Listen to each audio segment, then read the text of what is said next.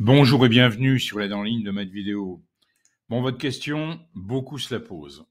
Je la lis. On dit souvent qu'il n'y a pas de mauvaise question, mais bien de mauvaises réponses. Pourquoi existe-t-il une différence entre le résultat obtenu avec ces deux méthodes de calcul?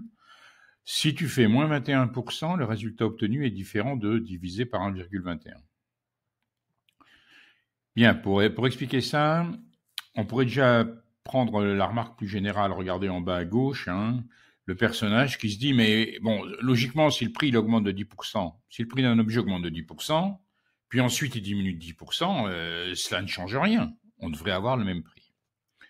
On va essayer de comprendre ça. Regardez voir deux bouquets, un bouquet avec le prix initial, le prix de départ qui est de 20 euros. Je l'augmente de 10%. C'est-à-dire je pars de 20 euros, puis j'ajoute 10% de 20. Ce qui revient, c'est ce que vous avez appris quand on veut aller plus rapidement. Ajouter 10% au prix de départ, c'est multiplier le prix de départ par 1,1. Si je l'augmente de 30%, je multiplie par 1,3. Si je l'augmente de 40%, je multiplie par 1,4. 20 fois 1,1, ça me donne 22. Ça, c'est le prix final. J'ai bien augmenté de 10%. Si j'utilise, vous voyez en dessous le trait vert, je passe de 20 à 22 en multipliant, comme je le disais, par 1,1.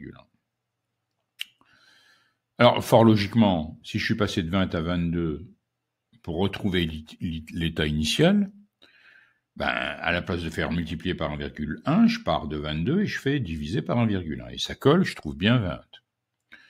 Maintenant, si je fais le raisonnement qu'on a envie de tenir, est-ce que ça correspond à une diminution de 10%? Je pars du prix final, il est de 22. J'enlève 10%. 22 moins 10 fois 22%. Ça correspond à 22 moins 2,2.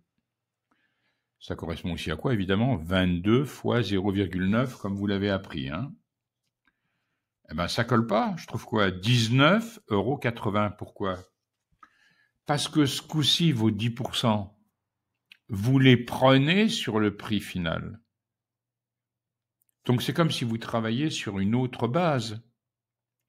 Ça correspond plus du tout au problème, parce que le problème, au départ, votre augmentation, les 10%, ils étaient calculés sur quoi? Sur les 20 euros.